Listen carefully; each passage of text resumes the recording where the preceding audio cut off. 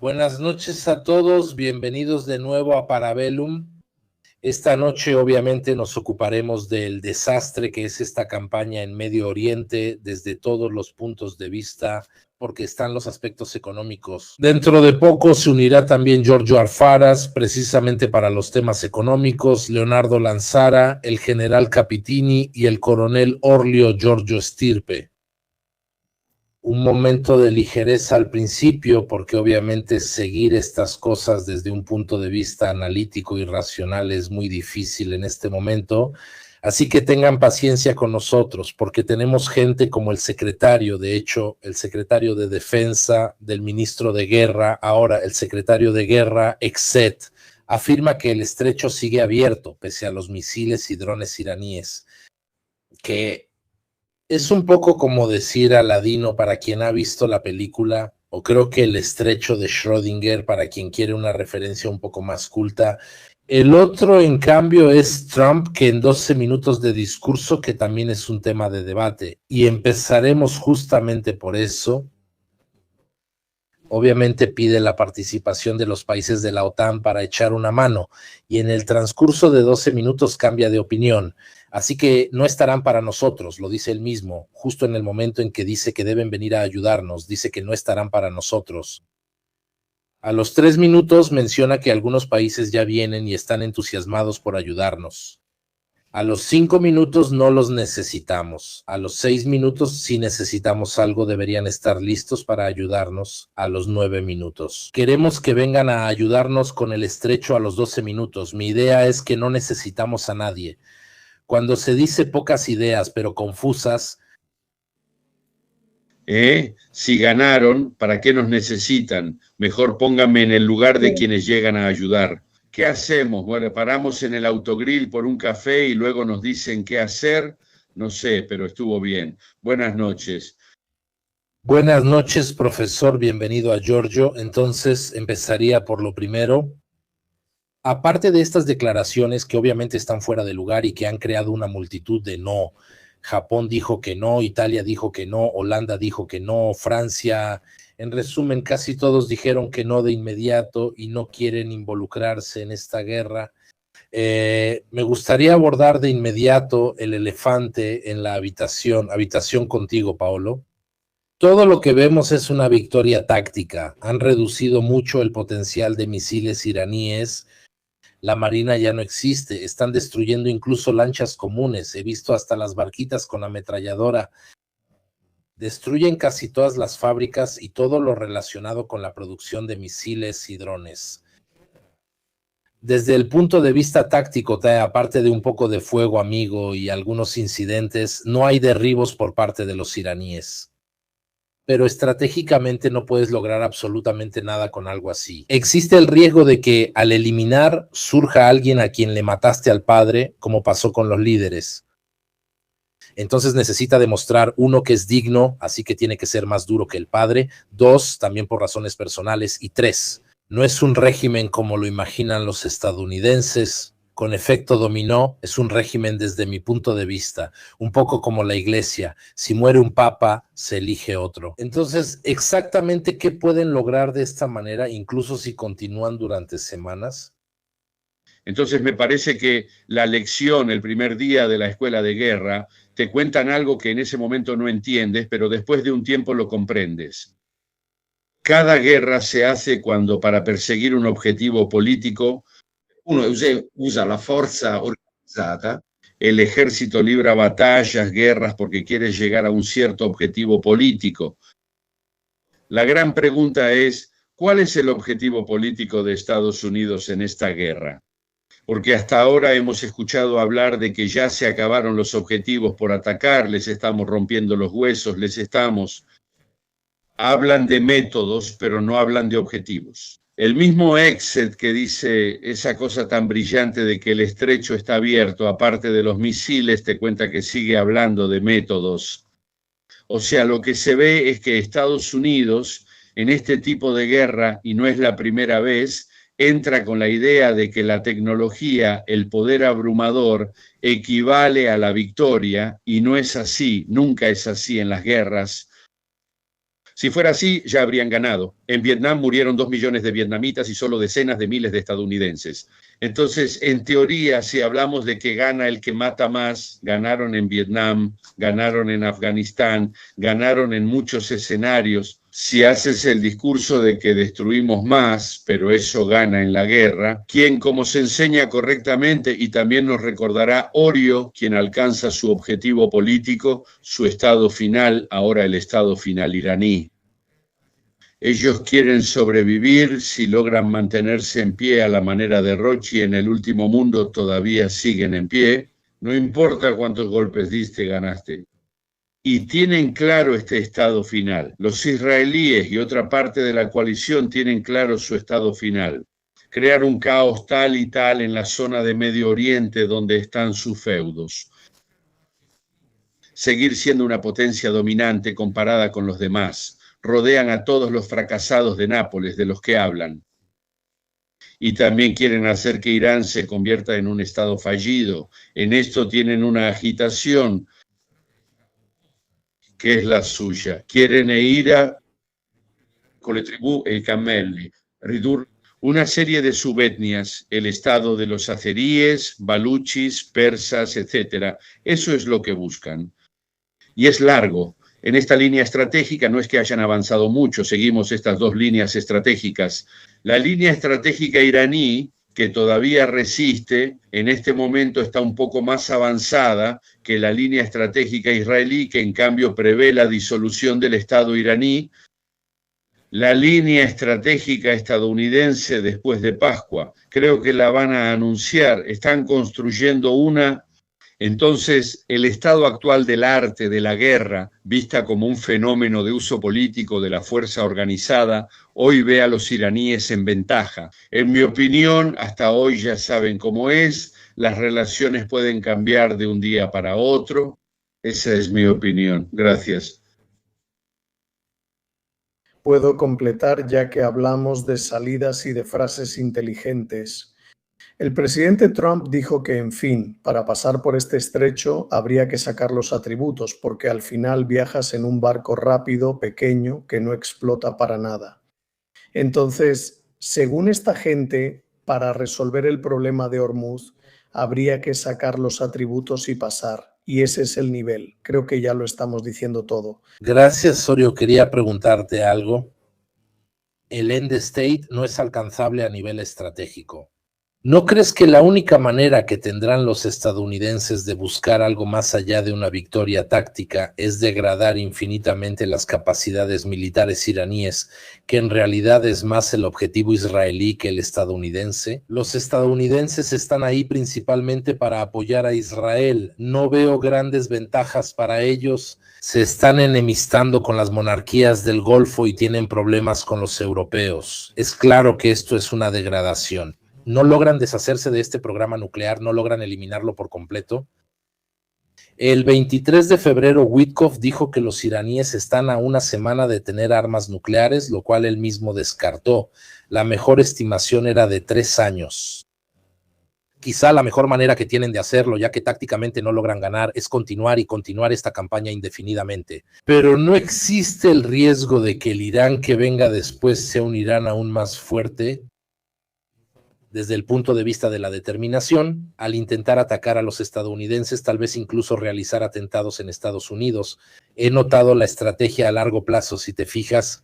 Mientras esto está sucediendo, también hay una invasión israelí al Líbano, que era la última pieza, lo que quedaba de Hezbollah. Los otros intermediarios, para bien o para mal, han sido eliminados. No, los que estaban en Siria se fueron, los que estaban en Gaza, obviamente, están reducidos al mínimo. Es como si Israel estuviera limpiando, digamos, el jardín de su casa, mientras golpean a Irán para reducirlo literalmente a la nada. Haz lo otro. Últimamente, la inteligencia estadounidense y también algunos periodistas han filtrado algunas informaciones. Se escuchan audios donde, como vimos, Trump incita al inicio de la campaña a los iraníes a tomar las riendas de la situación, a levantarse, etcétera, mientras los servicios de inteligencia le dicen: mira que si se levantan serán masacrados por decenas de miles, no tienen la capacidad de levantarse.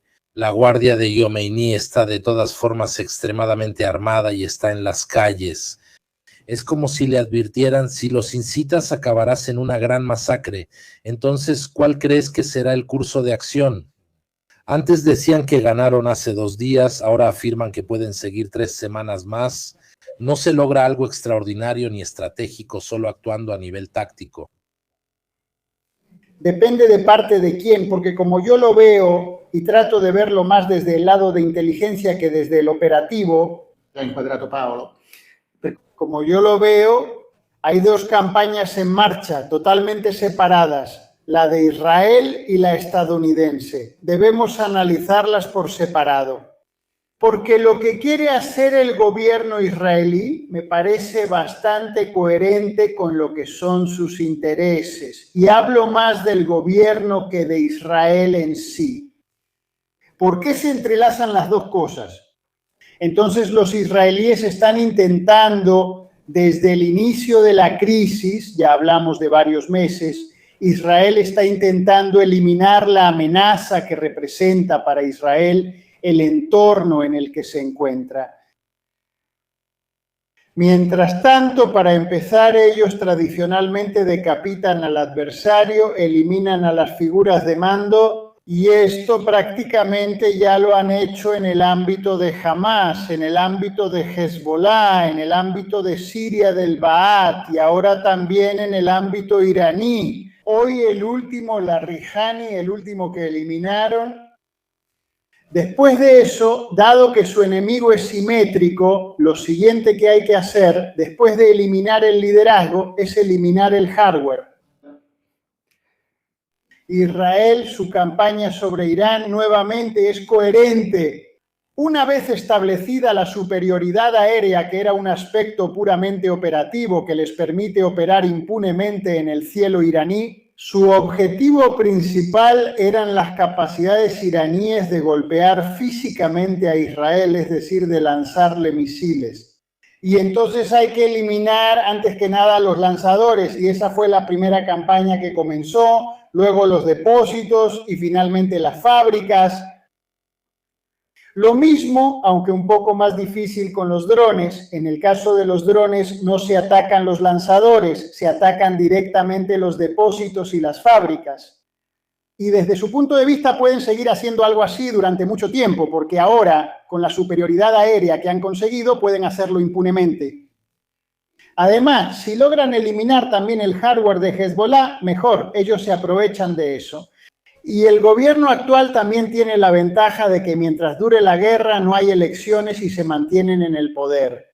Desde la perspectiva de Israel, la postura es coherente, sea compartida o no, también desde el lado estadounidense. En cambio, por lo que podemos ver nosotros con las fuentes abiertas, una línea coherente, como decía Paolo, no se ve. Ahora, ¿cómo se hace la planificación militar? Forma parte de la directiva política que debe tener claro lo que busca lograr, convirtiéndolo en un estado final. ¿Seguro que esto es lo que quieres? Sí, los estados mayores conjuntos estadounidenses, entendiendo el estado final que quería el presidente, lo convertían en una misión, la pasaban al CENTCOM que hacía su planificación. Ahora, nuestra sensación como militares es que al CENTCOM no le llegó una misión clara y seguro que no había un estado final claro. Por lo que ellos, antes que nada, se cubrieron las espaldas, como se dice, en las Fuerzas Armadas Conjuntas y eliminaron las defensas aéreas de la ciudad, conquistaron la superioridad aérea, eliminaron la Marina, eliminaron la Fuerza Aérea. Ahora ya no saben qué más eliminar y están en la situación de quien está luchando una guerra contra un hormiguero armado con garrotes. Los de Struto lo golpearon, ya no lo ves, pero las hormigas debajo todavía están ahí. Como no hay un final, está claro, ellos seguirán golpeando, como dices tú, por un tiempo. Hasta que en algún momento a nivel político llegue alguien que decida: ok, ganamos, está bien así, paremos si puedo decirlo con mi bola de cristal. Ya es Pascua. No es nuevo decir vamos, ya está, volvamos a casa para Pascua. le regalo la victoria. Esto es una opción que definitivamente tiene Trump, porque él puede hacer que esta guerra termine cuando quiera. Solo tiene que decir, he ganado. Habrá quienes le crean, habrá quienes no le crean como nosotros, pero a él no le importa con tal de hacer regresar a los suyos. El primero en tener interés en reabrir Hormuz es Irán. Así que seguramente se reanudará el flujo a través del estrecho y seguirán siendo enemigos como antes.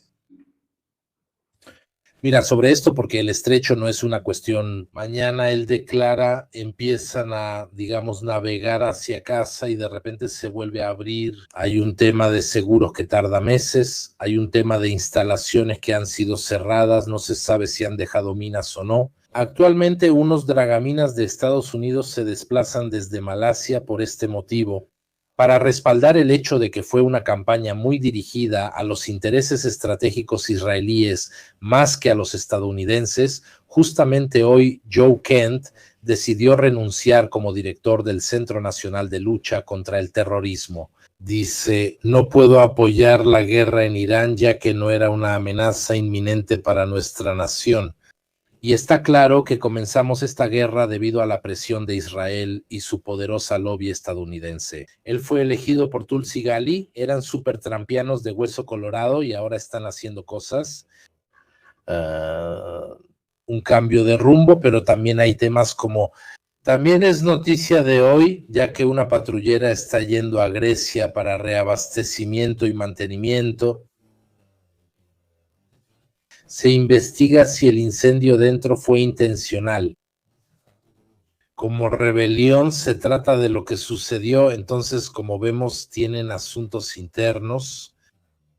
Estados Unidos busca evitar hablar de los archivos Epstein y llegar a las próximas elecciones. Lo mismo para Netanyahu, encontrar un nuevo enemigo cada día es el objetivo. Esto le viene perfecto a Netanyahu. Él necesita de vez en cuando reavivar un conflicto y así obviamente no se habla de todos sus problemas internos. Jorge, explícanos por qué no es tan fácil simplemente reabrir el estrecho y que todo salga bien. ¿Cuáles son las interconexiones económicas de toda esta historia? Porque incluso si mañana se van, lo digo en este momento, el sector inmobiliario, o sea, las casas, quien invierte en Dubái así menos 32%, para dar una idea, no es que la gente se calme en un día. Te escuchamos, Jorge.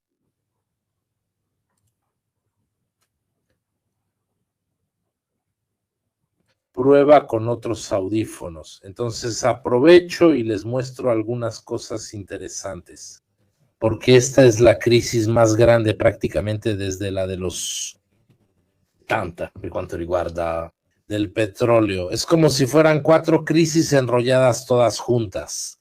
¿Estás ahí, Giorgio? No, no se te escucha. Intenta entrar, si no...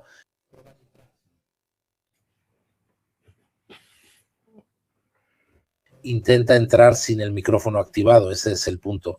Aquí vemos cuál es el mejor escenario posible en caso de bloqueo y los tiempos. En cualquier caso, si vemos, el tráfico se reduciría a la mitad de todos modos por un cierto tiempo, incluso semanas después. Si la guerra terminara de repente, es decir, volvería a un nivel de tráfico de 7.5 mil millones, ese es el mejor escenario comparado con 16 que era antes, así que es menos de la mitad, porque no todo reabrirá de inmediato. Están los iraníes que siguen atacando muchos depósitos y muchos centros económicos y petroleros de varios países, así que hay una gran incertidumbre, hay pánico en ese momento. Absolutamente. Pero hasta ahora los hutíes no se han visto mucho. No, de hecho es interesante, los proxies no están muy activos. Digamos, Hezbollah ha lanzado un centenar de cohetes, pero no es que hayan hecho mucho. Los hutíes también tendrán problemas objetivos. Han recibido un año de golpes y además tal vez también quieren quedarse al margen para ver si su expatrón o poderoso aliado, gran proveedor de armas, etcétera, lo logra o no, cómo sale de esto y sigue adelante. Creo que los hutíes ya han tenido suficiente y tienen asuntos en casa. ya que recientemente, ¿verdad, coronel? Recientemente también han tenido asuntos internos en Yemen con una coalición cuyo nombre ahora no recuerdo. Tienen asuntos más importantes. En mi opinión, no pueden arriesgarse demasiado. La vez pasada recibieron suficiente, así que no. Pero sobre todo se arriesgan. Ellos viven porque atacan, los desmantelan y luego Irán los vuelve a formar. Pero si ahora la industria bélica iraní es suprimida, los iraníes, como mucho, podrán intentar reconstruir su propio potencial y no tendrán nada que compartir con los hutíes. Si los hutíes no reciben ayuda iraní, ya no pueden defenderse de sus adversarios, emiratíes, sauditas, gubernamentales y todos los demás. De desacuerdos. ¿Estás ahí, Jorge? Si me escuchan ahora, sí. Perfecto. Es erudito. Entonces la historia es esta. Tienes una crisis de oferta, es resultado de los bombardeos de algunos sitios. Tienes una crisis de oferta que es el bloqueo del paso de los barcos por Hormuz. Entonces tienes una menor oferta de petróleo por parte de los países que están en el estrecho y al mismo tiempo también tienes una menor oferta de gas que sale de ahí y va al mundo.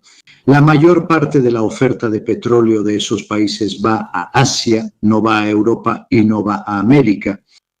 En el caso del gas es diferente, ya que parte se envía a Europa. Entonces tenemos un bloqueo de la oferta, ya que la demanda de materias primas no reproducibles es rígida o poco elástica, pónganlo como quieran, pero no cae en la misma medida en que cae la oferta y la demanda es más o menos estable. En este punto es evidente que los precios no pueden hacer otra cosa más que subir. ¿Qué sucede para evitar que los precios suban demasiado? Se usan las reservas y llegan las de petróleo, que compensan parcialmente la menor oferta, por lo que la demanda sigue siendo rígida. La oferta está bloqueada, pero la llegada de las reservas hace que esta oferta sea más alta de lo que sería de otra manera, en ausencia de reservas que se ponen en el mercado. Y esta historia más o menos hace que por el momento la situación no sea, digamos, muy favorable. Hay una serie de repercusiones importantes a partir de otros sectores que no son solo el petróleo, sino también, por ejemplo, todos los efectos sobre los fertilizantes, el gas, estas cosas, sobre la agricultura. Así que hay muchas cosas más, otras cosas interesantes. Son esos pakistaníes que trabajan en los países del Golfo y quedan desempleados. Ya no llegan remesas y las familias pobres de Pakistán que dependen de ellas desde inmigrantes en Kuwait se quedan sin dinero. Existen varios efectos en la dinámica del Golfo. ¿Cuánto pueden estabilizar las reservas y cuántas son? El punto es cuánto pueden, digamos, en un cierto periodo, pongamos un par de meses, pueden estabilizar. En este punto, toda la historia se convierte en que tienes que encontrar una solución para evitar una crisis energética en un periodo de tiempo relativamente razonable, por lo que se ha escuchado hasta ahora. Es decir, los israelíes tienen esta estrategia de querer, digamos, pulverizar a los enemigos potenciales en el aire. Estados Unidos no se entiende, pero a partir de cierto momento probablemente tienen todo el interés en retirarse. Entonces, dado que los iraníes también tienen el mismo interés en vender petróleo, porque es su principal fuente de ingresos, se podría llegar a una especie de acuerdo. En este caso, la historia se puede resolver en un tiempo razonable.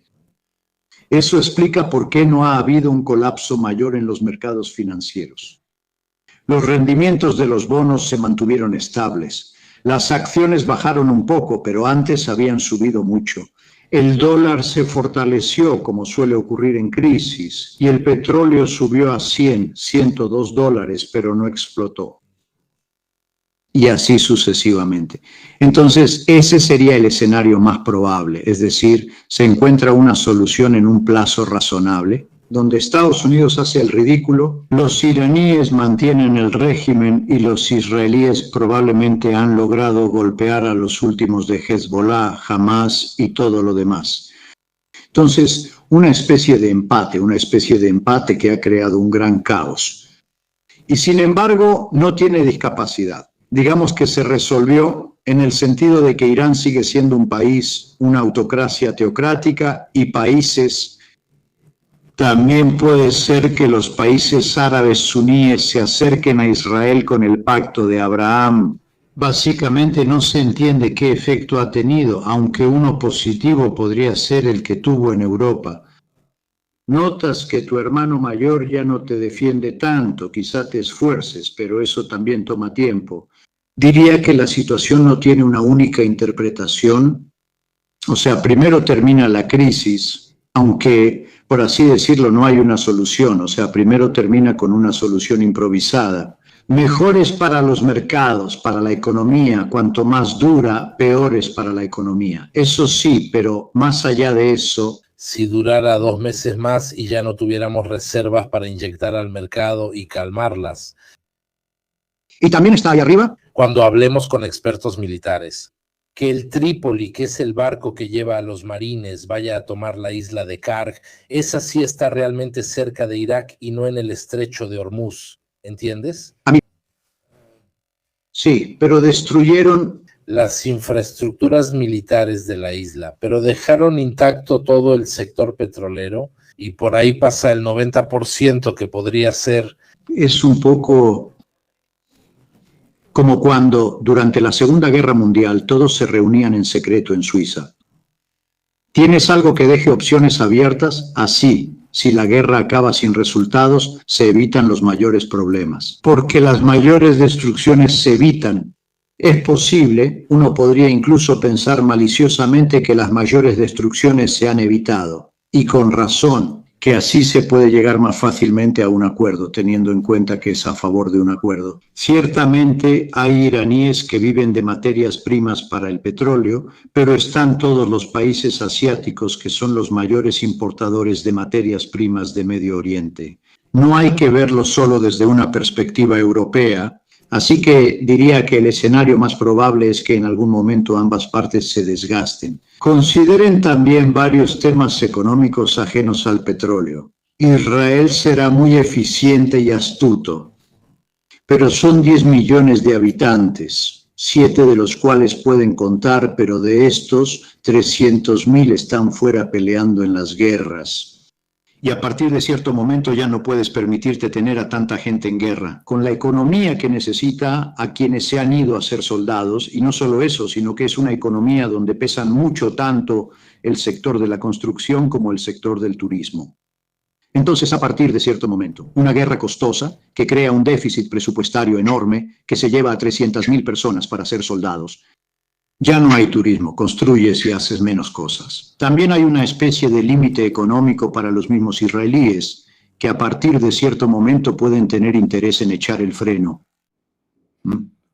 Para Estados Unidos existe un problema que es más de credibilidad que económico. Los iraníes tienen problemas para vender petróleo, asiáticos y europeos desean petróleo y gas. Si uno razona solo desde lo económico, lo cual no es necesariamente correcto y no considera las otras variables mencionadas antes. Desde mi perspectiva, en vez de vender el gas, he oído que Italia usa sus propias reservas. No es que sean muchas, pero sí. Sí, pero ahora hace calor. De acuerdo, pero tampoco hay que exagerar. Toda la historia es que si tú extrapolas lo que ha pasado y lo llevas adelante por 1 o 2 años, es evidente que también cambia la historia de los rusos, que ahora ganan más porque se permitió la venta del petróleo que está almacenado en los barcos que navegan. Está bien, uno dice, sí, de acuerdo, pero de todos modos son pocos días. Y en cualquier caso, si la cosa, los soviéticos, los rusos, todo ese dinero aquí y no allá, le sacan más. O sea, entonces me explico con un ejemplo muy sencillo. El año pasado el petróleo costaba en promedio $70 por barril. Supongamos que sube a 100 para facilitar las cuentas, digamos 140. Dura 2 meses, así que por 2 meses tienes 2 veces 70. Correcto, pero si divides estos 2 meses con 2 veces 70, por 12 te sale que el 140 dividido entre 12 queda en 10 euros o algo así. Entonces significa que en promedio, en 2026 el barril será de 80. 2 meses de crisis intensa. Cuando la crisis termina, todo se soluciona. Resulta, al dividirlo en base anual, que la crisis es de 80, no de 100, 140, y es de $10 más por barril en comparación con el año anterior. O sea, por así decirlo, con la economía se pueden hacer muchos juegos. El interés económico de todos pondrá fin a esta guerra, aunque quizá existan otras motivaciones. Entonces no lo logras, pero si logras hacer un modelo en el que toda esta crisis dure un par de meses, verás que luego la cosa se absorbe de alguna manera. Un ejemplo sencillo es tener 2 meses de crisis del barril, luego se resuelve y haces la mediana. Todo está resuelto, así que es difícil decirlo. Yo pienso que esto no favorece a Putin desde un punto de vista económico. No es un favor económico para Israel, para los Estados Unidos. No entiendo la lógica de lo que hacen y beneficia a Irán. Las bolsas israelíes van bien ahora, eran las únicas que subían comparado con allá. Hay que ver cómo y por qué, porque sí, depende. Ahí siempre hay que hacer análisis muy particulares para entender por qué van o no van. Porque, por ejemplo, en Estados Unidos, o sea, tú puedes decir que la bolsa americana sube en los sectores tradicionales, baja en el high-tech, pero ahí está el sector, o sea, no le daría mucha importancia a estas cosas. Aquí diría que la economía no ayuda a encontrar una solución. Esto, si me lo permiten, es una síntesis final. Miren, yo tendría una pregunta, primero un homónimo desde el punto de vista económico, justamente para tratar de entender el aspecto israelí. Mi pregunta es esta. Considerando cómo es la estructura económica de Irán en el momento en que está recibiendo estos golpes a su infraestructura económica, no a la extracción de petróleo, sino a la producción industrial que nunca ha sido grande, que en el momento en que Irán no tiene grandes amigos alrededor del mundo que lo ayuden en la reconstrucción del aparato industrial, militar, que permitirá a Irán, muy enojado pero desarmado, reconstruir su potencial militar para amenazar de nuevo a Israel. ¿Cuánto tiempo le tomará? ¿Meses, años o décadas? Porque si fuera algo que tomara mucho tiempo, eso explicaría la estrategia israelí. Y también el hecho de que incluso económicamente los israelíes se sienten tranquilos, porque probablemente imaginan que no estarán bajo presión por mucho tiempo. Quizás haya algunos signos de interrogación. Sí. Entonces, ¿puede ayudar Irán? Hagamos una cuenta simple. Los rusos no tienen dinero ni para llorar, así que no. Los chinos podrían interesarse en la ruta de la seda, reconstruir y hacer.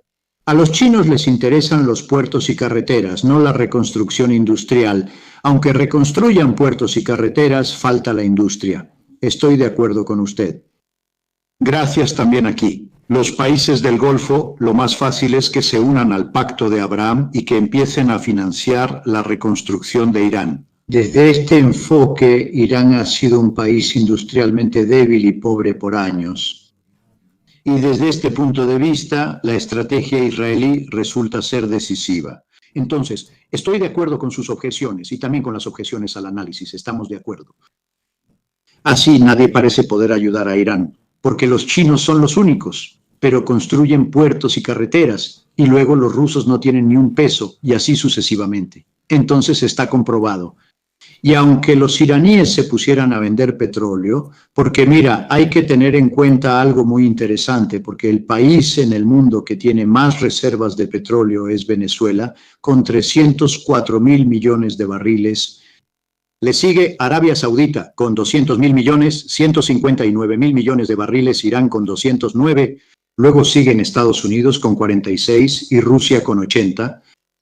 Así que el petróleo está en las entrañas de estos países. El punto es cuánto petróleo se extrae realmente, ya que como en Venezuela, solo se extrae una cuota mínima del petróleo subterráneo, calculando para eliminar por completo las reservas. Se requieren 925, pero si vuelven a perforar el número baja. Pero en el caso de Irán son 122 años. En el caso de Estados Unidos en 9 años ha agotado todas sus reservas. Gracias a todos. Dijiste lo más importante de esta transmisión en este momento y no te diste cuenta. 9 años. No lo sé. 9 años, entonces uno. De hecho, me molesta esta historia, porque luego me entra la duda de que haya una raza en las cosas de Trump que en el resto yo no logro encontrar.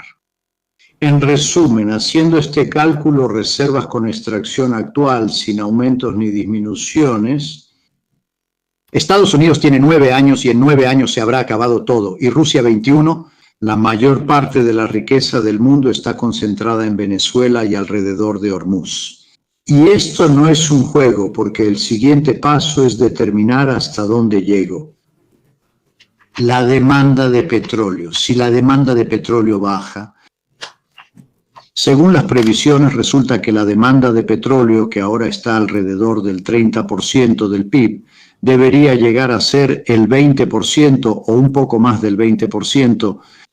Entonces es una caída moderada, la del gas incluso es estable, así que tenemos una demanda prospectiva de petróleo en ligera disminución y la del gas, sin cambios, con todas las medidas. Reservas concentradas fuera de los 3 actores. En Estados Unidos se agota en 9 años, en Rusia en 20, en China no la tienen. Pero, disculpe, profesor. ¿Es una pregunta neutral como parece o es más importante de lo que parece? Pero disculpe, el petróleo de Venezuela no es apto para hacer. Es terrible, debe mejorarse. Exacto, no son las materias clásicas ni los objetos que cuestan más. Sí, eso es otro tema. Además es muy pesado, cuesta más, pero lo mismo aplica para el escritorio. Lo que estoy diciendo es que sin entrar demasiado en detalles, este aspecto también es importante. Porque hay un agotamiento de los recursos principales, que son el petróleo y el gas, en relación con los países que pueden prescindir de tener una política internacional. Si mis historias son ciertas, las reservas están en otros lugares. Por ejemplo, las reservas de gas son interesantes. Atención, aquí tenía la primicia, las reservas de gas están en Rusia. Obviamente en una cantidad monstruosa, pero Rusia tiene más de 3.000 misiles, así que tiene las bombas. Pero después Irán tiene más o menos el mismo gas que Rusia, Qatar un poco menos y Turkmenistán aún menos. O sea, Irán tiene 3 veces el gas de Estados Unidos, así que el gas está concentrado en Rusia. Pero Rusia no cuenta porque si Rusia se detiene, el petróleo ruso en cambio se está agotando. El gas se encuentra en Irán, Qatar, Turkmenistán, Arabia Saudita, etc., pero la mayoría está en Irán. Irán, todo esto debería imaginarse y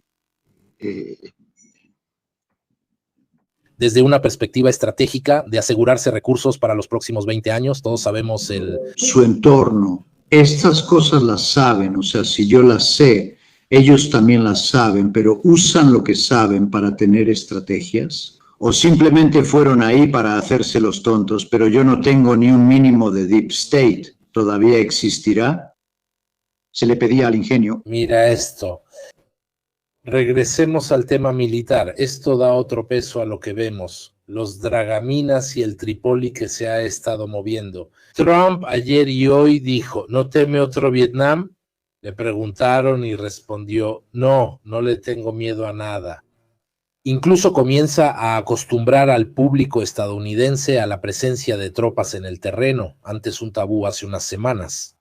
Y aquí quiero a Paolo y a Eorio, porque ahora, gracias a lo que nos dijo Giorgio, los podemos poner en contacto. ¿Por qué no tendría sentido desembarcar en esta isla de Kark, donde prácticamente pasa el 90% del petróleo producido por los iraníes? Pero si se combina el hecho de que si puedes ganarla porque tomas esa isla y les dices que si la quieren de vuelta, ahora lo hacen bajo nuestras condiciones, así puedes imponer una victoria. Luego que ellos se queden ahí es otro asunto, no lo sé. Relacionando estas cosas, la necesidad de Estados Unidos y cerrar estratégicamente algo que no puedes lograr tácticamente, Creo que la isla de Karg solo se controla realmente estando presente en el terreno. De lo contrario, no tienes control real. Y es curioso que en estos días han bombardeado todas las estructuras militares, pero no han tocado para nada las petroleras. Entonces la pregunta es si quieres la isla de Karg de vuelta, ¿harías la paz? ¿Entendí bien? Calcula esto, Paolo. Como decía Giorgio, el único ingreso que tienen para reconstruirse es el petróleo. No quieren destruir ni causar desastre. Los estadounidenses también lo necesitan. Los secuestran y llegan a un acuerdo. Creo que es la mejor forma de evitar un desastre. Si ellos pierden su capacidad de reconstrucción, entonces muero en Sazone junto con todos los filisteos que ya han demostrado hacerlo también con los demás. ¿Tiene sentido?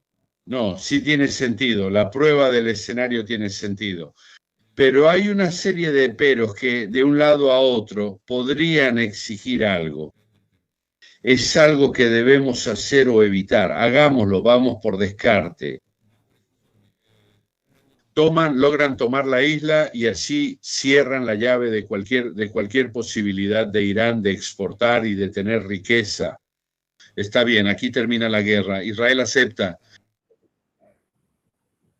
Si aceptamos como válido el argumento de que una parte bastante importante de esta acción se debe al hecho de que Israel tiene una capacidad de presión sobre el liderazgo estadounidense indiscutible. No hay menos hoy, las razones son las mismas.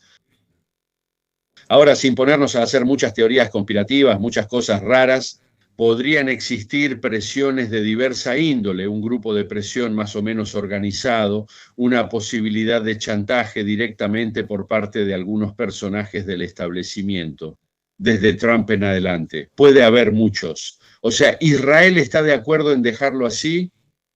Una versión con estrógenos del ataque de junio pasado, por decir, eso ha dejado todas las posibilidades abiertas. No cumple su objetivo. Lo que queremos recordar es que desde el 7 de octubre Israel cambió de rumbo y comenzaron estas guerras. Con este razonamiento no podemos ganar todas las batallas ni prepararnos para la siguiente guerra. Pensaron que este era el momento adecuado para decir que ya no tendríamos que pelear guerras cada 5, 7, 10, 8 años como se hace aniquilando al resto. Ese es el suyo. Significaría hacer que Israel sufra una derrota estratégica, porque los regresaría a las condiciones previas al 7 de octubre, más o menos. O sea, el ambiente no cambiaría completamente. Ya no está Siria ni Irak, Líbano está desintegrado, Irán sigue y persiste la hostilidad generalizada. Quizá funcione un tiempo, pero ese no era su objetivo. El objetivo del gobierno israelí logra que Trump lo acepte. A Netanyahu quizás sí, lógicamente, puede ser maravilloso. ¿Cuánto cuesta la isla de Karg, que no tiene relación Irán-Estados Unidos? Es importante globalmente porque Irán podría decir cuánto tiempo nos tomaría. Yo también puedo quedarme encerrado un año, por decir, es una tontería. En ese año, en esta franja, no pasa ningún barco porque sigo lanzándote misiles y cohetes. Y Hormuz se queda en la condición en la que estamos ahora. Y entonces la presión indirecta del resto del mundo hacia los Estados Unidos se haría sentir. No creo que Irán pierda la isla de Karg hoy y pasado mañana se siente a la mesa de negociaciones, ya que, como dijimos, para ellos es un conflicto existencial. Irán tampoco quiere encontrarse siendo bombardeado dentro de 8 años, quiere que se restablezcan ciertos equilibrios, que tengan cierta unidad y cierta duración. La guerra es una apuesta. Quien cree que una acción así cambiará su curso hace bien en intentarlo, pero no es una certeza, o al menos no es tan evidente, que Karg sea el centro de gravedad, como dice alguien, no tan gravedad. Aquí me gustaría escuchar a Giorgio, que desde el punto de vista de la planificación me puede ayudar en esto. Es el centro de gravedad de todo Irán, la isla de Karg, porque si no es esto, es inútil que vayas a desahogarte en algunos parques. Jorge Alfaro, así es. Desde el ámbito económico, ¿cuáles son los otros principales ingresos de Irán? Debe activar el micrófono. Debe activar. No soy capaz de dar una respuesta, no conozco tan bien. Pienso que es muy importante, pero no sé si es decisivo. Puede ser decisivo porque interrumpe el flujo por un tiempo, corto o largo. Eso provoca una explosión de precios, pero no es definitivo. No puedo decir si dejarlo abierto o cerrado. El centro de gravedad de la región, más que de Irán, no es Karg, es el estrecho de Hormuz, porque cualquier cosa que se produzca en Karg debe luego exportarse a través del estrecho de Hormuz.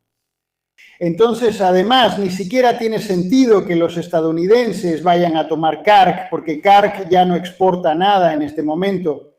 Mientras Hormuz esté cerrado, es como si hubieran ocupado Karg desde el punto de vista del control. Sí. Jorge, ¿crees más en una intervención terrestre en el estrecho de Hormuz? Yo creo en una intervención de los marines en las islas del estrecho de Hormuz, en particular en la isla que se llama Hormuz, en la isla de Qeshm, que está a lo largo de la costa y evitaría el lanzamiento de cohetes contra los petroleros. Las islas de Abu Musa y de Sirri, que entre otras cosas pertenecen políticamente a los Emiratos Árabes Unidos, pero que fueron ocupadas por el Shah.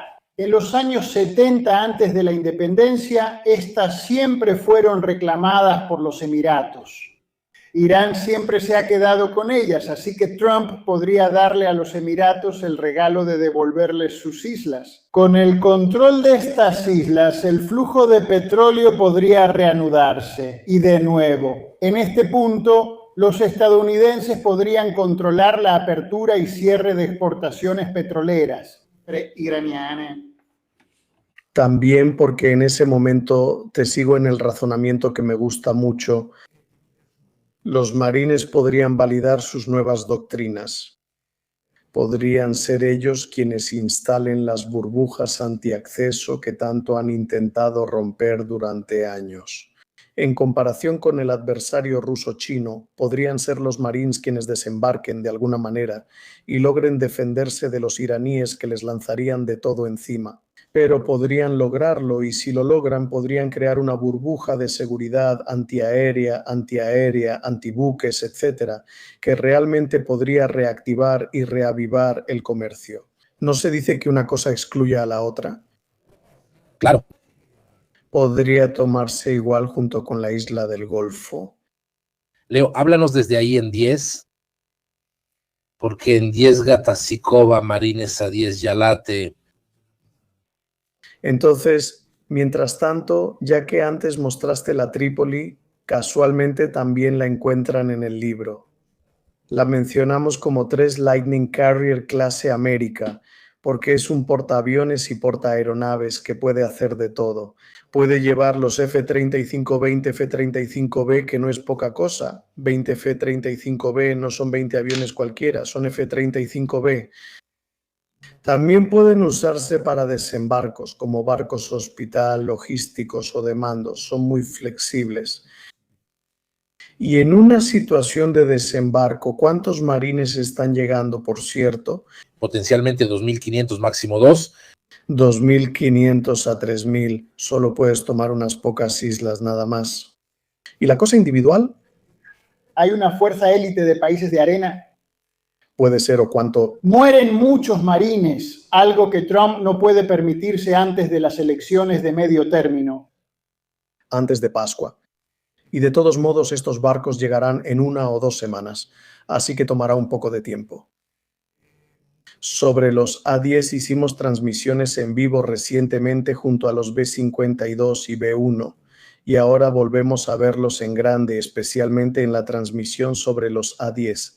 Decíamos hace un par de meses, hace un mes, que los A-10 estaban en el Golfo juntos y se entrenaban juntos. A ese barco trimarán que mostraste antes, que es un LCS, Little Combat Ship, que tiene un papel de cazaminas. Mientras tanto, ¿qué están haciendo los A-10? CENTCOM ha difundido unas imágenes que muestran a los A-10 trabajando precisamente en este teatro. Es un avión que debería retirarse este año, pero parece que no pueden hacerlo porque es tan viejo como yo, pero sigue ahí demostrando de lo que es capaz. Está claro que en una situación donde no hay superioridad aérea asegurada, el A-10 tiene dificultades, así que todavía no lo vemos volando sobre Irán, pero seguramente cumple una función antidrones. Le colocaron bajo las alas estos APKVs, que son cohetes Hydra económicos, pero con un sistema de guía láser que funcionan bien contra los Shahed, árabes, Europa de ese tipo, así que funcionan. Pero los A-10 también hacen vigilancia antisuperficie, porque nadie impide que un A-10 vuele sobre el mar y haga patrullaje. Si se encuentra con una lancha, no me refiero a fragatas o barcos grandes, sino a lanchas pequeñas. Perfecto, les puede disparar con misiles Maverick, que son misiles aire-tierra, con guía láser o guía infrarroja, hay de todo un poco, o dispararles con el famoso cañón de 30 milímetros.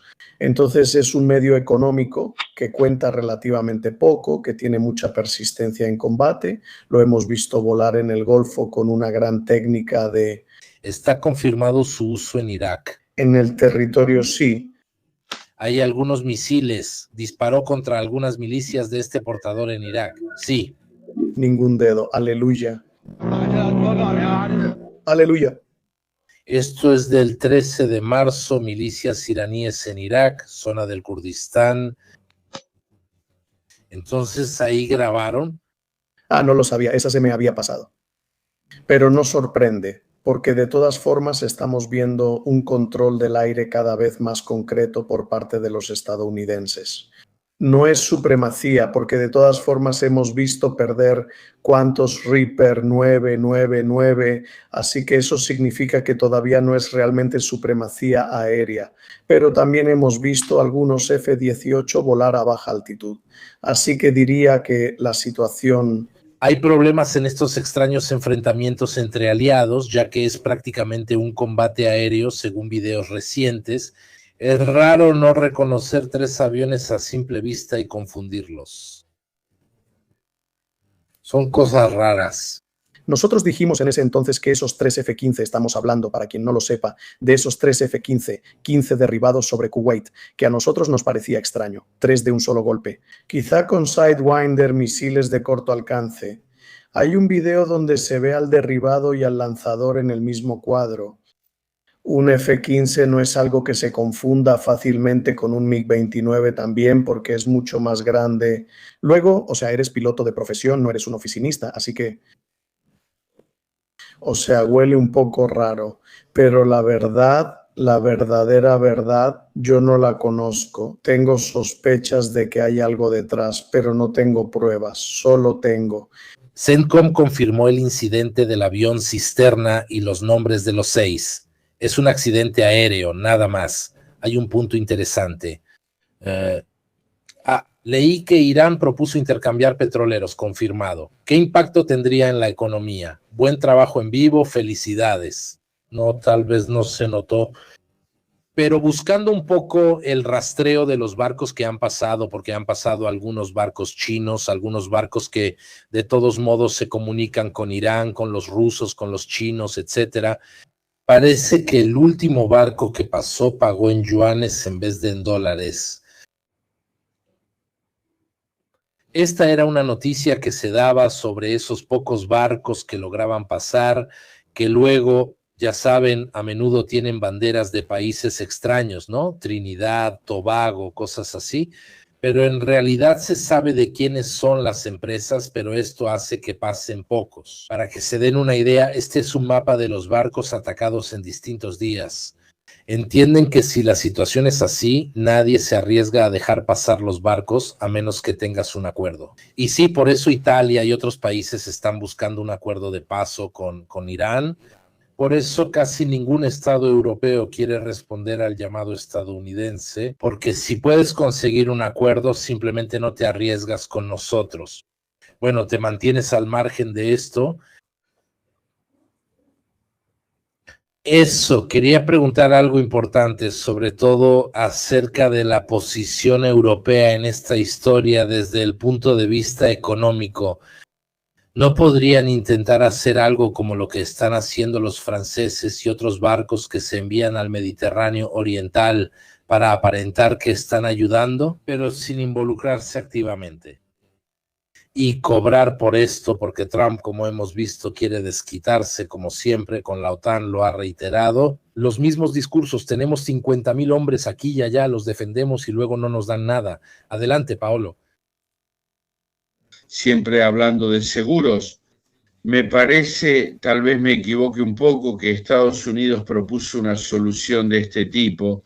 Está bien, los escoltamos nosotros, no solo con los barcos, sino también en lugar de las aseguradoras, para el tramo que recorrerán. Para Hormuz hay un fondo de, me parece, 20.000 millones de dólares que prácticamente construye un sistema de seguros globales, lo cual también podría ser un sistema inteligente. En resumen, dice que este dinero me lo devuelves poco a poco después de salir de Hormuz, pero de todas formas le quito a Irán la única herramienta estratégica que tiene, que es el cierre casi total del estrecho. El asunto es que todo funciona bien. Mientras los armadores estén convencidos de usar a Estados Unidos como los sois, prácticamente a los precios de los sois. Pero si poco a poco empieza el sistema en el que la gente ya no confía, con que se hunda o dañe uno de estos barcos es suficiente. Este sistema se mantendrá porque es la alternativa de presión en vez de usar la isla de Kargi. Es decir, te doy los barcos, te doy la escolta del convoy y también te doy el seguro de que si llegara a pasar algo, no te preocupes, yo te pago. Esto significa, repito, que los iraníes tienen un arma muy poderosa. En este punto te hunden 2 petroleros y causan daños serios de seguros. Y sobre todo se corre la noticia de que de todas formas son aguas intransitables, con o sin la Marina de los Estados Unidos, con la mala imagen y el daño económico que implica. Esto, para ser completos, para trazar una línea de contacto entre la acción militar y el efecto económico, donde una trata de mitigar a la otra. Es una noticia, repito, sobre los 20.000 millones puedo discutir, pero es una cifra espantosa, la que propusieron los estadounidenses en lugar del sistema de seguros mundiales de convencer a los armadores, porque Trump no tiene que hablar con los países, con los armadores, son los armadores quienes deciden, los capitanes de los barcos reciben órdenes de los armadores, no de Trump y tampoco de sus jefes de gobierno. Entonces, si logra convencer, entonces una cifra, entonces la forse riprendono. Si no... Yo creo que querían involucrar justamente a los europeos para que hicieran la escolta por ahí. El presidente de Estados Unidos puede crear un seguro estatal sin aprobación del Congreso.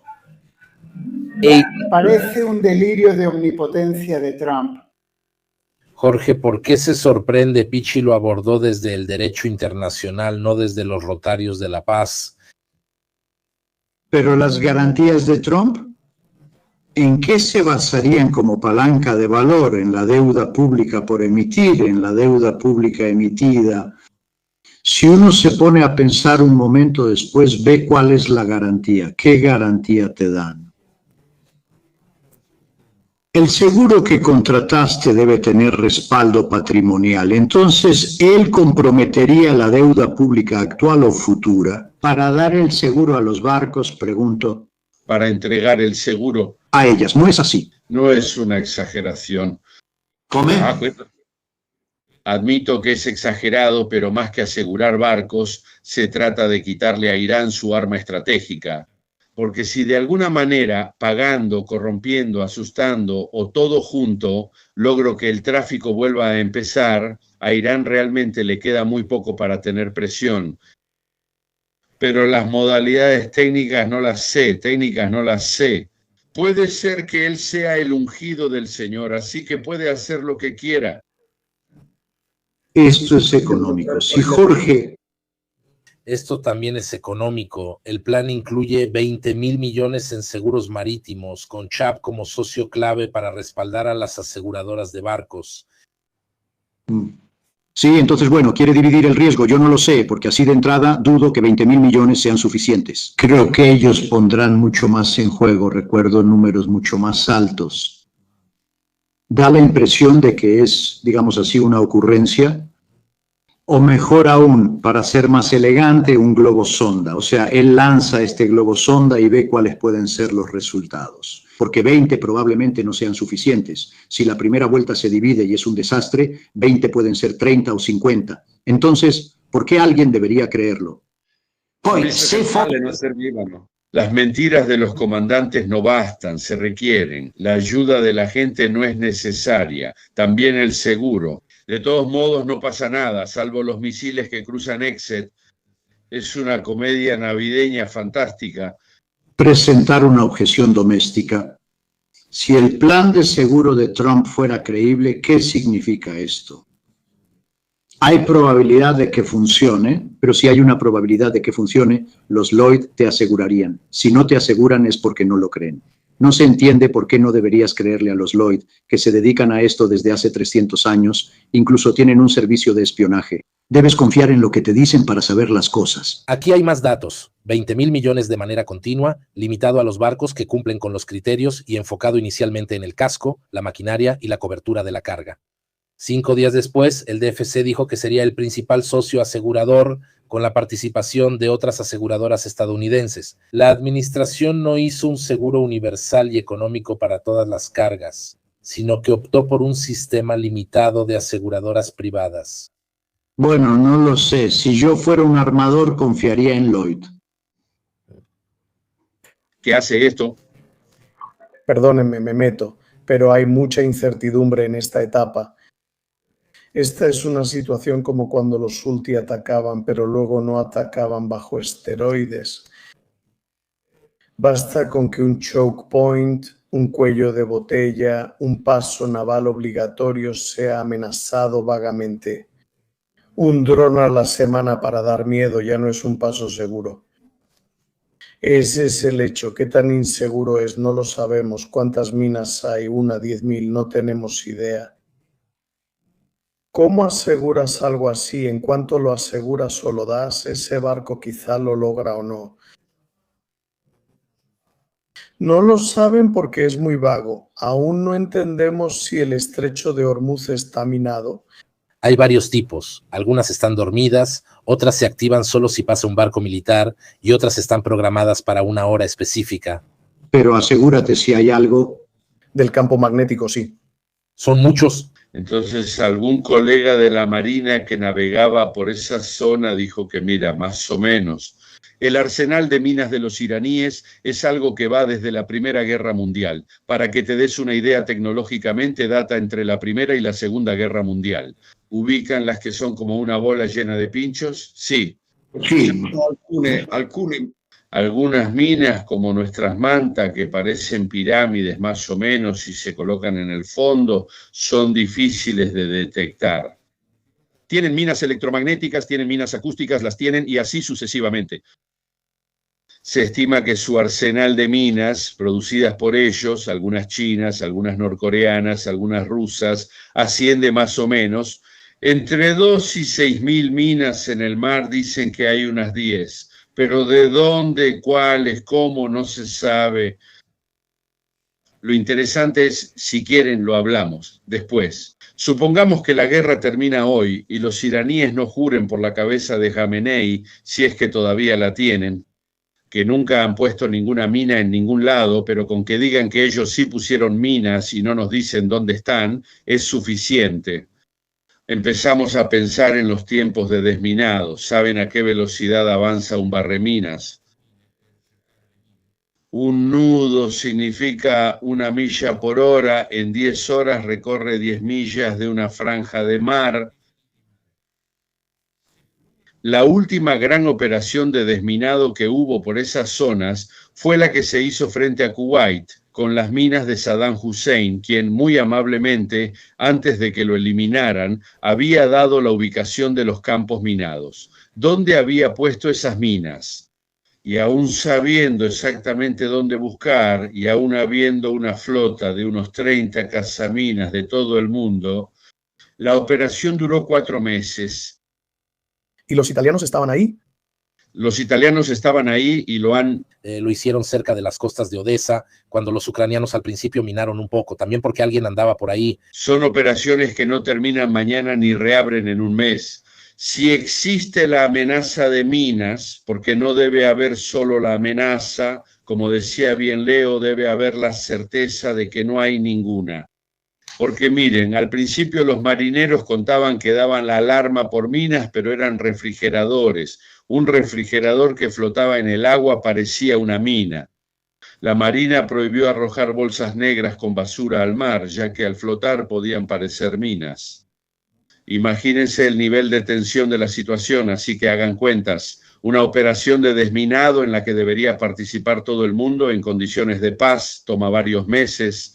Así que Hormuz, si la guerra termina hoy, nos metemos en un lío, maldita sea, perdón por la expresión, de los Balcanes, por al menos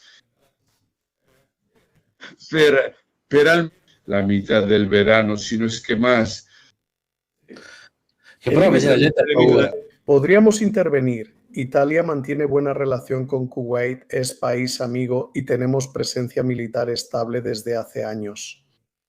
Ahora está este asunto de que perdimos un Predator, tenemos 4 Eurofighter y somos buenos. Y estamos entre los mejores del mundo. Tenemos cazaminas, minas muy viejas, clase Lerici, clase Gaeta, cosas que tienen 35, 40 años, cosas bastante viejas, pero sabemos cómo hacerlo y lo hacemos muy bien. No puedes hacerlo solo, necesitarías ayuda. Ahí Trump podría decir que manden todo eso. Recientemente vinieron los japoneses a desminar. Los indios, los chinos, Bélgica. Bélgica, la Marina. La Marina belga tiene casi todos los expertos. ¿Sabías que la Marina belga adoptó la doctrina de desminado de la Marina italiana? O sea, fuimos nosotros quienes les dimos nuestra doctrina a ellos, cómo se hace, en fin, la doctrina para decir cómo se hace. Pero queda ese tiempo, 4, 5, 3, 6 meses desde que termina. Sí, y en ese momento. Recordemos que incluso los indios tienen interés en que el flujo se reanude pronto. Así que, a su vez, probablemente se organizarán para evitarlo. Hay una pregunta. ¿Quieren que China y Rusia inicien una guerra ahora? Los rusos están en Donbass, los chinos perdieron 2 proveedores de petróleo y Estados Unidos ya está en Irán.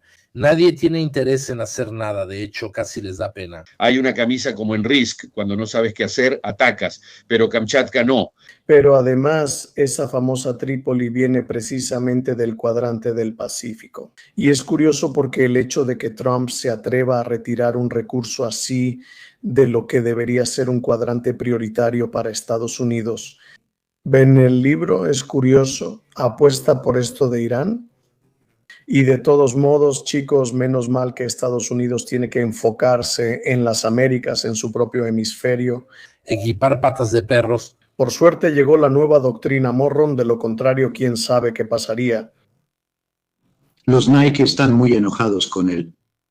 De hecho, Vance, fíjense, casi ha desaparecido, ya casi no se oye nada de Rubio, que antes no estaba.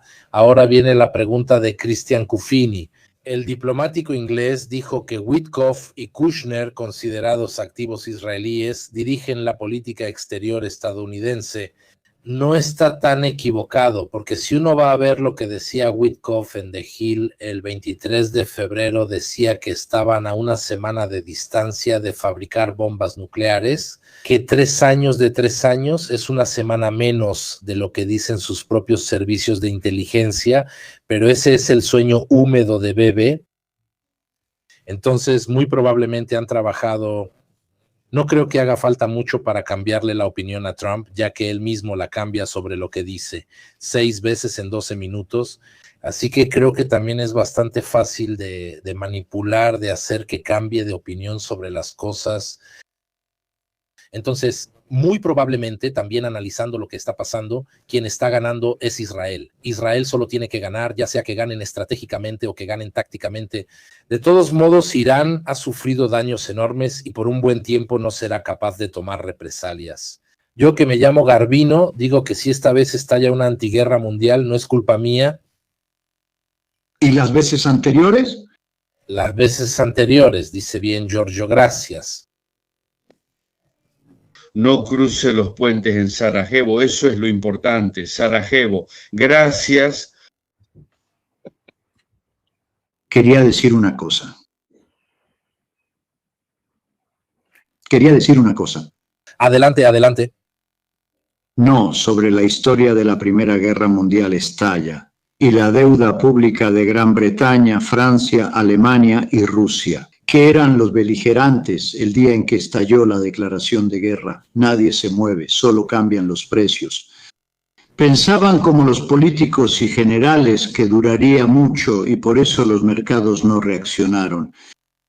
La falta de reacción de los mercados financieros de hoy, esta es una pregunta, digamos, perversa, es una reedición de la deuda pública europea. Para el Sarajevo dura 2 meses, entonces, ¿es un error o tienen razón? Esto es de la serie, los mercados financieros no son omnipotentes. Pero espera, Jorge, oye, el economista eres tú eres el que debe responder a estas preguntas, no nosotros. Es un rumor que empieza a darnos vueltas las cosas. No. Porque no puedes, discúlpame, el economista no conoce el futuro. O sea, el economista hace cosas que no están hechas, no conoce a Jorge.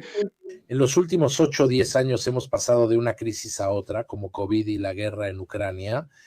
No es que los mercados ni quienes trabajan ahí hayan creado mecanismos de gestión de crisis, ya que no han ocurrido tantas. En secuencia, ha habido rescates continuos. La verdadera historia de las finanzas de los últimos años es la intervención de los bancos centrales. ¿Y qué bancos centrales han, digamos, inundado de liquidez los mercados? Como entonces el Banco Central compra los bonos de los bancos de crédito ordinario, estos bancos ordinarios tienen mucha liquidez porque vendieron los títulos. Pero en vez de emplear esta liquidez en los mercados reales, la emplean en los mercados financieros. Por eso los precios de los activos financieros crecen tanto, ya que la liquidez va a la economía financiera y no a la real.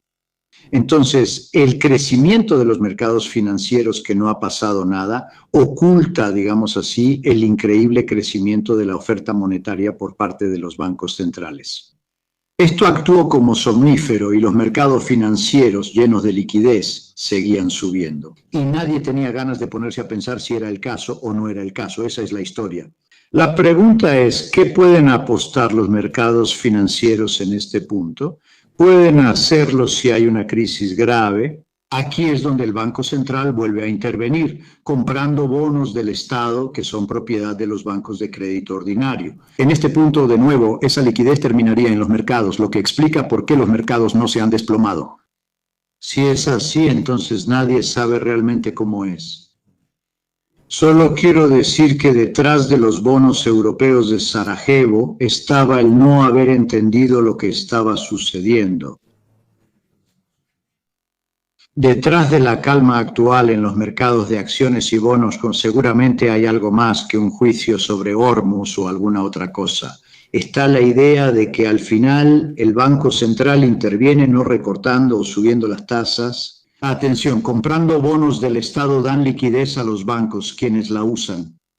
En el sistema financiero que se mantiene, siempre es un problema analítico. No atribuyamos juicios a los mercados financieros. Pero mira, es interesante lo que dices, Giorgio, porque el otro día estaba haciendo una transmisión en vivo sobre un aspecto de inteligencia artificial y también hablamos de los primeros prototipos de BlackRock de Aladdin, que no es un software que iba ahí a especular quién sabe qué acciones. Él prácticamente intentaba ver el comportamiento de una acción en el peor escenario y en el mejor escenario, y entonces, digamos, predecía el comportamiento seguro, un rendimiento seguro. Probablemente ya habrán hecho todos los cálculos sobre cuál podría ser el escenario a 3 meses, a 6 meses, a 9 meses, etcétera. Ya saben manejarla, también hay un límite. Pregunto a nuestros militares si hay un límite técnico. Tenemos un portaaviones en el muelle reabasteciéndose, etcétera. Tenemos a los otros que tuvieron un incendio. ¿Cuánto pueden operar antes de que necesiten una pausa? También para ti, Leo, células, mantenimiento, etcétera. ¿Qué tan autosuficiente es una desde el punto de vista de la munición, de la comida, no del combustible? Porque sé que pueden estar 1 año, 2 años sin salir, pero todo lo demás. cansancio, hombres, células, etcétera. Él responde, no. Habías mencionado a los militares antes, entonces yo me puse al final de todos. Un poco todos sí me puse, por lo que sabe de esta parte. Soy muy ignorante, el último en la fila. Entonces hay todo un sistema de abastecimiento logístico. Alrededor de cualquier barco de combate hay barcos logísticos, nosotros también los tenemos, clase Vulcano, sirven justamente para esto. Teóricamente pueden durar más de un mes, tal vez 2, si se reabastecen, pero está el tema del cansancio humano. Esto también aplica para Israel, porque si al inicio de esta guerra usaron 200 cazas, incluso más. Eso creo.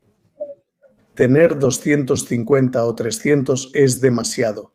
Además, debes darles mantenimiento regular, así que en un portaaviones hay. Los incidentes ya podrían ser sintomáticos del hecho de que no todos los equipos estaban bien preparados y empiezan a haber un nivel de estrés y distracción.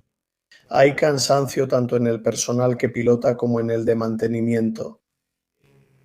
Decía, luego está la... Hay 75 aviones de combate en promedio. En una clase Nimitz y Ford más o menos se puede llegar a más, pero en promedio son 70 a 75. Son muchos aviones de combate, además hay helicópteros, Hawkeye, aviones radar, Hawks y aviones de correo. En total, 75 aviones de combate. Está claro que también hay picos. Se pueden hacer muchas salidas al día. Ahora no tengo el dato a la mano, lo puedo encontrar, pero de todas formas hay que normalizarnos. Existe, creo que se llama surge, o sea, hay un momento en que esta cantidad de salidas es extremadamente alta. Hay que bajar el ritmo para que la tripulación descanse y dar mantenimiento a los vehículos.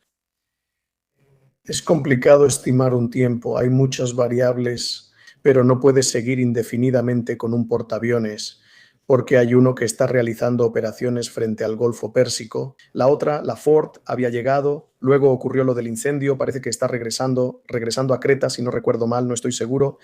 Aquí. La Bush está llegando, creo que está en medio del Atlántico, no recuerdo exactamente dónde. Irak 2003 eran 5 portaaviones. Estoy hablando de memoria, menos mal que está Paolo que me echa una mano, efectivamente 5. Quindi, mientras más avanzo, más me parece que el despliegue no estaba completo cuando empezó esta historia. El despliegue todavía estaba en fase de construcción. Hubo una aceleración, por las razones que ya sabemos. Una situación correcta. Porque no es que todos hayan visto todas las transmisiones en vivo. El motivo por el que empezó a cierta hora del día, normalmente empezaban de noche, fue porque, y ahí también hay un poco de trampa política, digámoslo, el haberlos invitado a hacer negociaciones parlamentarias. Luego ellos regresaron y se reunieron justamente para hablar de lo que habían discutido con los estadounidenses y los humanistas. Y los atacaron justo ahí porque se habían reunido. Pensar mal es pecado. No creo que Bibi Trump sea capaz de una trampa así. Pero los israelíes les dieron un motivo para reunirlos y para citar a los gloriosos bastardos. Pero primero o en una sola canasta. Las guerras se acaban y también hay que reunirse. ¿Y de qué vale tu palabra ahora si tu historial es que cada vez que haces una cumbre es para no respetarla o matar a la gente que participa? Saben que cualquier compromiso en algo así, al volver a casa te ven y dicen, sí, ojalá, no sé. Siempre fallan. ¿Te acuerdas cuando sí? Siempre caemos en eso. Por ejemplo, los kurdos, por 5ª vez les dije que fueran primero, que luego iríamos nosotros, pero ahora preferimos pensarlo un momento. Porque viendo lo que pasó antes, las últimas 4 veces que nos mandaron adelante, primero nos dispararon los que enfrentábamos y luego también ustedes por la espalda. Háganlo ustedes, incluso los kurdos, que realmente no tienen muchas opciones. Les dije que si quieren un Estado, hagan esta guerra, la última, pero era la 5ª vez que se los decían y casi no lo creyeron. Entonces llegará el momento en que se tendrá que evaluar cuánto vale la palabra de los estados. Y fíjense que la palabra de un estado es un arma estratégica, es un arma poderosísima. Paolo, tocaste un punto importante. Así fue como se encontraron en la reunión. Luego eliminan a los líderes de Hamas, ahora quizá con Irán, etcétera. A largo plazo, según ustedes, ¿qué impacto tendrá esta estrategia israelí de arrasar con todo con tal de tener la oportunidad de saldar cuentas con alguien? Ninguna coalición se mantiene unida solo por miedo. Si quieres liderar en una región, infunde terror a tus vecinos, tratándolos como mil sabés, como el último papel del carto, y sabiendo que solo pueden quedarse callados, obedecer o recibir una bomba en la cabeza como condición de la alianza.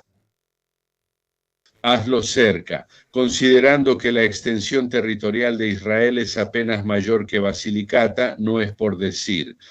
Con 9 millones de personas y alrededor tiene, a ojo de buen cubero, 400 millones de personas que quiere tratar como sometidos. Las premisas así numéricas no existen, a menos que Israel sea obligado a vivir en guerra perpetua o bajo control, justo lo que quería evitar, con este circo que arma. También están aquí los acuerdos de Abraham, que nosotros sacamos, eran cuando nadie disparaba. Entonces, si nadie dispara y uno va a Dubái porque se está bien, ya que Irán al final está contenido, hablamos de los acuerdos de Abraham, pero hoy siguen mencionándose, con Siria que ha desaparecido, Líbano que se lo están comiendo, Irán que lo están bombardeando. En fin, si uno se encuentra por esas zonas, ¿y quién dice que dentro de 10 años me toca a mí? Porque de alguna manera ya no soy conveniente para la estrategia de Tel Aviv, pero ¿para qué lo haría? O sea, se ha introducido en la ecuación la desconfianza, que gran amor nunca ha habido, al menos había conveniencia, pero entre la conveniencia y la desconfianza. Un Estado del Golfo, al fin y al cabo, encontraría más conveniente tener un acuerdo de trato, de tranquilidad con Irán, ya que ahí es donde tiene que vivir. Qatar está frente a Irán, los Emiratos están frente a Irán, tienen que encontrar una posición de equilibrio. Irán les ha demostrado que aunque estén protegidos por estadounidenses o atacados por israelíes, 4 cañonazos siempre logran entre el decir y el hacer, y su riqueza económica y reputacional se va al diablo. Así que les conviene encontrar un equilibrio con Aviv, Teherán, en lugar de con alguien más que no puede protegerlos, 100 de 100. Estas son cosas que ya se acabaron, alguien empieza a pensarlo. Dejamos las preguntas fuera de tema para el final, no me las recuerden ahora. Vimos que Zelensky ofreció protección antidrones, fue maltratado. En realidad hay un anuncio de Zelensky de ayer que dice que han enviado a más de 200 expertos a varios países. Es Trump quien primero dijo que sí, luego que no. Babi, Buse, ¿cómo es ese? En realidad ya se enviaron 200 expertos ucranianos a 4 o 5 países como Kuwait, Brescia, Bahrein, Arabia Saudita y Emiratos Árabes Unidos. Declaración oficial de Zelensky. No entiendo por qué la gente sigue obsesionada con él. Es interesante ver a Orbán en Hungría, que toda la campaña política de Orbán es Zelensky, Zelensky, Zelensky. Tanto que el otro Magyar en un momento dado dijo, pero oye, que yo también estoy aquí. Sí, en el sentido de que no, somos 2, somos 3. Entonces es interesante ver el nivel de obsesión que algunos tienen con estas cosas. Entonces, ¿hay otros puntos que quieran desglosar? Orio, ¿quieres responder a...? Pero el tema de la confianza, yo pensaba que estabas hablando más bien de América y la confianza hacia Estados Unidos. Y ese es el problema del liderazgo de Trump, porque Trump literalmente está usando a Estados Unidos como si fuera el juguete más grande del mundo. Él es el dueño del juguete y quiere divertirse y claramente no le importa mucho lo que suceda después de su presidencia. Así que sí, él efectivamente está comprometiendo en gran parte la confianza del resto del mundo hacia Estados Unidos. Porque el soft power, el estadounidense, probablemente era la carta más poderosa con la que Estados Unidos ejercía su hegemonía sobre el mundo, y Trump la está comprometiendo. Tanto es así que en el momento en que él discute con Canadá, con Europa, con Australia o con Japón, no es que luego, ok, Canadá, Japón y Europa se queden aislados. Es él quien se queda aislado y son los otros a quienes ataca, que tienden a unirse entre ellos porque confían en ellos y en los demás más de lo que confían en él. Entonces, este es un problema que probablemente incluso el sucesor de Trump, aunque fuera un demócrata, tendrá que enfrentar un gran problema de confianza por parte del resto del mundo. En cuanto a Israel, aquí estoy un poco menos de acuerdo, porque por parte de Israel, la estrategia de golpear a los líderes de sus adversarios es una estrategia típica de targeting contra un adversario asimétrico, o si prefieren, es una estrategia típica del antiterrorismo. Se va a hacer targeting, a golpear y a eliminar desde arriba hacia abajo a los líderes del adversario, asimétrico. Y como los adversarios de Israel, los verdaderos, los que causan un daño físico a la población israelí, son adversarios asimétricos, claramente Israel. No considero que si elimino al líder de mi adversario, ¿con quién negociaré al final? Porque Israel nunca ha negociado con terroristas y ha etiquetado como terroristas a todos sus adversarios asimétricos. En cambio, el discurso es diferente con los Estados-nación. De hecho, este tipo de estrategia no la aplica con los estados del Golfo, no la aplica con Jordania, no la aplica con Arabia Saudita. El hecho de que lo haga con Irán, que es un Estado-nación y no un adversario asimétrico, deja entrever que Israel ha descartado completamente la hipótesis de un cambio de régimen. No planea hablar con un nuevo gobierno iraní, porque no espera que pueda haber un nuevo gobierno iraní.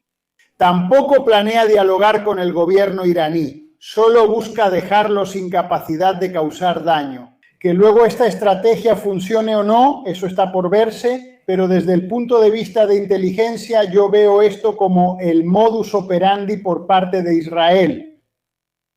Sí, es interesante porque los estadounidenses ven a Irán como una serpiente. Para Italia la cabeza terminó, pero otros saben que es una hidra con muchas cabezas. De hecho, no se limitaron a eliminar al último que eliminaron, incluso los mensajes que salieron en X.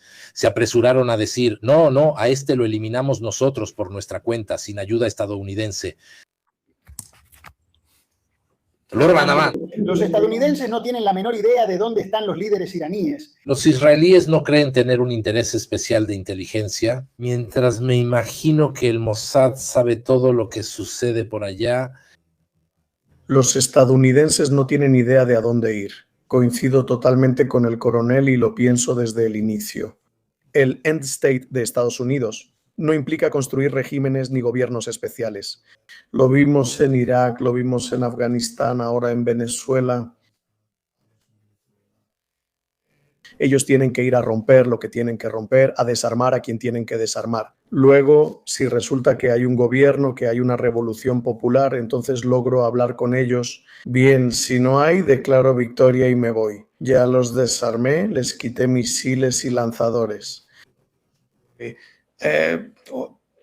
El 25 de junio, el programa nuclear iraní había sido aniquilado y ahora ya no, porque todavía lo están persiguiendo.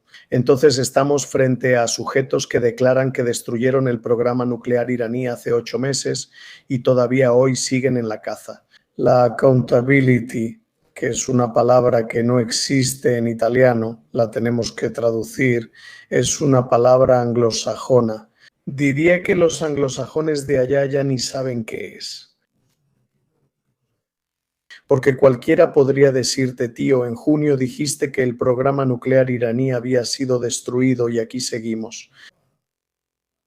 Nadie le hace notar estas cosas, es gravísimo. Ya, tiene razón el coronel, Trump está jugando con el juguete americano hasta que se rompa. Un comentarista estadounidense dijo, es como un niño de 10 años que al descubrir un lanzallamas quema los jardines vecinos. Bonita imagen. Hay una pregunta para ti de Cristiano Goffini Alfaraz. ¿Cuándo era normal que el monje utilizara su posición de poder para enriquecerse a sí mismo y a sus clientes, como hace Donato? Habla del uso de información privilegiada que ocurre también en asuntos bélicos. En Polymarket hay apuestas extrañas, surgen media hora antes, una hora antes de que ocurra un ataque estadounidense, y hay alguien que gana millones, porque tal vez era alguien realmente del SANCOM o algún militar que lo sabía, pero me parece que hemos llegado a niveles enormes con Elon Musk, Thiel y todos los demás. Sí, aquí es más interesante ampliar el análisis en el sentido de que es cierto. Por eso, justamente denunciar significa que al final, después de un tiempo, te agotas de tanto decir eso. Bitcoin entra a activos del Banco Central, Bitcoin sube, no cae, tú lo compras. Antes de afirmar. El punto es otro. Hay dos artículos interesantes en Foreign Affairs sobre esto. El primero dice, en un nuevo régimen político, donde está el jefe y una serie de aduladores que lo rodean.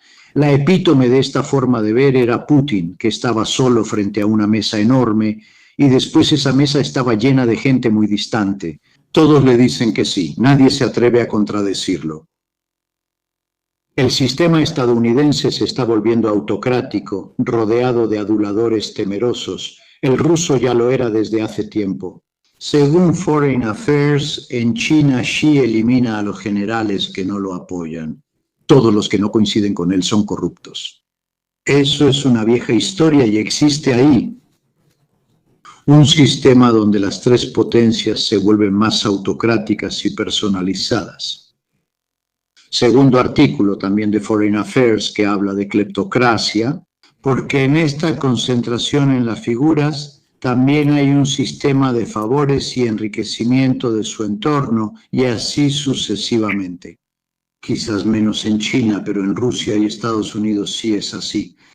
Estamos ante un nuevo sistema político porque incluso en la Unión Soviética, quienes conocen la historia rusa lo saben, existían debates internos dentro del Partido Comunista, no eran públicos, pero había quienes disentían, quienes no estaban de acuerdo, quienes discutían. Después de eso es claro que la gente no se equivoca, pero existía algo interno. En el caso de Putin esto no sucede porque no hay discusión ni dialéctica. También hay un cambio más concentrado respecto al periodo poscomunista. El poder lo tenía un partido, no un líder. ¿Es cierto? Siempre hago notar que en la Unión Soviética 193 millones de personas Rusia tenían 600,000 hombres de la KGB hoy bajo Putin. Aunque ahora son 142 millones, hay 512,000. Es unión, es una unión. Entonces, ¿por qué para mí fue importante ver estos dos artículos de Foreign Affairs? En vez de decir, mira, ese con el sombrero de zanahoria está loco. Aquí tenemos algo que es peor, el sombrero de zanahoria, loco. Porque es un sistema donde no existe lo que llaman check and balances. No hay, ¿dónde están los check and balances de Estados Unidos? Que es algo de lo que todos dicen, hey, check and balances. Quiero señalar la última cosa de este sitio, que la diferencia entre las democracias y las autocracias es la velocidad con la que se toman las decisiones. Las autocracias las toman rápido y cometen errores enormes porque no discuten a fondo cada decisión que toman. Las democracias son lentas, pero fallan menos porque analizan más variables. Quien critica a las democracias por ser lentas o aburridas en realidad es antidemocrático. Quiere el riesgo e incluso perder, ya que las autocracias suelen cometer errores que las democracias no. Pero simplemente porque discuten mucho más tiempo las cosas antes de ponerse a hacerlas. Estamos en un sistema donde en Estados Unidos y Rusia se toman decisiones sin mucha reflexión. Así que las cosas siguen como van, muy mal, ¿ves? Había un chiste que circulaba en Moscú que decía la diferencia entre Putin y Hitler. Que Putin pensaba, igual que Hitler, que tomaría Kiev en 3 semanas, así como Hitler tomó Francia en 2 semanas. Se le olvidó que no tenía detrás ni la industria alemana ni la Wehrmacht. Tomas decisiones en 3 semanas o 2 días, igual que ahora. Yo voy, hago pum, pum, pum, así. También incluiría a Bibi en este tema de personalismos, etcétera. Aún así, todo el tema de los cursos extraños. Aquí no he leído nada, pero lo sospecho. Entonces, lo que quiero decir para responder a quien nos hace la pregunta es que estamos en una nueva fase de la política internacional ligada a la concentración autocrática y personalista del poder. En universos que se vuelven más cleptocráticos, el Crodus exalta. Si no lo entendemos, seguiremos sorprendiéndonos de cosas que no son casualidad. Tomo Ucrania, voy a Irán, cambio de idea, hago esto o aquello. Hay que decir que Putin, al menos, es más coherente y cambia menos de opinión. Entonces, ¿ves? Entonces, dado el espacio. Atención, estamos en un mundo nuevo donde el monarca no tiene el consejo. Te lo detengo si prefieren una robotomana. No tiene el sofá que le dice que se calme. Antes de responder la última pregunta, nos despedimos porque mañana salgo temprano, estoy en Milán, en la estatal. Lean la publicación, hablaré de Ucrania con el profesor Giannulli, así que debo estar ahí a la 1, a las 2, a las 16:30 empieza. Me dicen que los iraníes bombardean a los kurdos en esas zonas. Ahí entonces evidentemente tienen interés en atacarlos o al menos mantenerlos a raya. Así que les agradezco a todos y señores míos, solo queda la última cuestión, la de Lara Yani o Lara Gianni. Gracias por la información. Si él, por fanfarrón, se estuvo mostrando un poco por ahí estas semanas para que vieran que todavía los generales podían dejarse ver un error garrafal, la inteligencia con la inteligencia artificial, y algunos drones prácticamente lo siguieron y fue atacado literalmente cerca de uno de sus refugios. Cuando uno busca atentar a la suerte, ya habían intentado matarlo el 28 y logró escapar. Gracias. A todos. También capturaron su luz. Junto con él. Aquí, solo para dar una idea, nos ocuparemos de esto después, también de Cuba. Diego Batti volverá porque ahí también, bueno, de Boboni preparado. Trump dijo que incluso podría tomar Cuba y ser presidente de Estados Unidos. ¿Por qué no? Vamos. El hijo también te da forma ya que estás... El Molise. Molise no. El Molise no, todo el Molise no. No lo encuentro. Sí, pobres también, claro. En fin, se me ocurre una buena frase de Gromyko, un personaje soviético que decía algo muy bonito que ahora te hace sentir nostalgia. Decía que es mejor discutir 10 años que 1 hora en guerra, y esto lo decía un soviético, bueno, tal vez 10 años no. Sería bueno retomar la conversación, pero se necesita alguien que piense. Luego que de todos modos tenga uno que funcione, está bien. Agradecemos y saludamos a todos, en especial a Leonardo Lanzara, al coronel Stirpe, al general Capitini y a nuestro economista favorito, Jorge, que nos muestra por qué existen estas necesidades, quizá no tanto de Trump, sino inducidas. Nos vemos mañana en Milán a las 16:30, Universidad Estatal, vía Santa Sofía, 9 aula M301. ¿Quién irá? Parece casi código de tanque. Wow, gracias.